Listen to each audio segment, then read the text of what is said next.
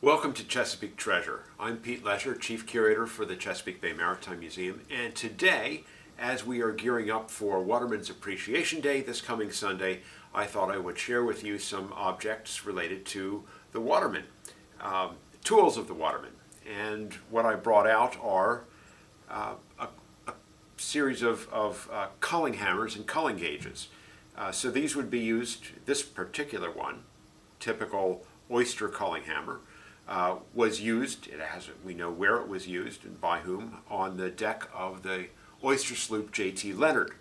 And J.T. Leonard was the last of the oyster sloops. She was actually part of this museum's collection, and there's a model of her in the Bay History Building.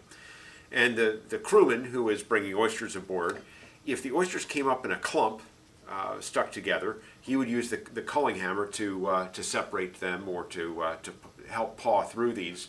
And of course, all the empty shell and broken pieces and such would get swept back overboard.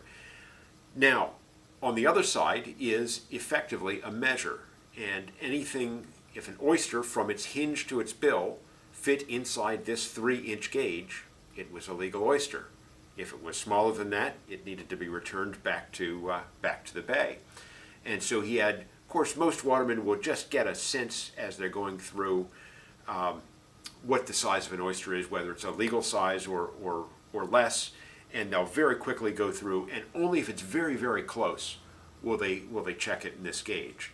And there are variations on this culling gauge. This particular one that's made all of metal was made by a blacksmith down near Whitman, Maryland, a community that's nicknamed Pot Pie, and so exactly the same culling hammer on this end and a 3-inch oyster gauge on the opposite side.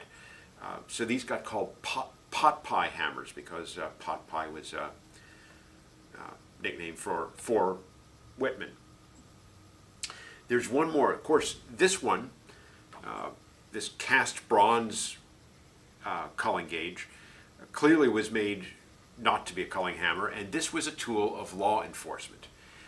This was the sort that was carried by a Marine policeman, and in fact, this particular one was carried by a Marine policeman by the name of Parks, a Dorchester County man, and was given to us by his son Tom Parks. And curiously enough, you can see that this was altered.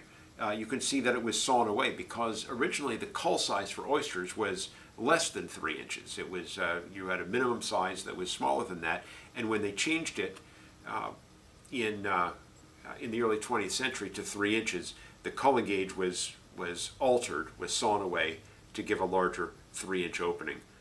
And then this would have been the tool. I once showed this piece to a waterman, to a group of watermen, and one of them said, "Oh, I've never seen anything like that," which what he meant to say tongue-in-cheek was he'd never been boarded by the Marine Police and he'd never had to have his oysters checked out to make sure that he was following the legal limits.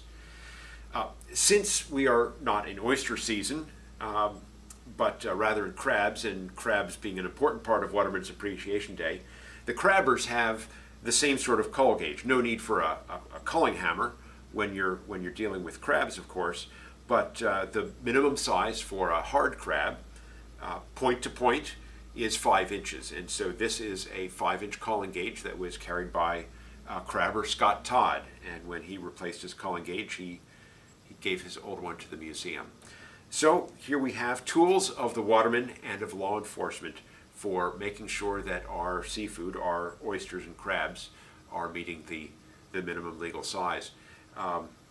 Makes me hungry thinking about these oysters and crabs, and I hope you will join us on Watermen's Appreciation Day. Thank you for joining me today for Chesapeake Treasure.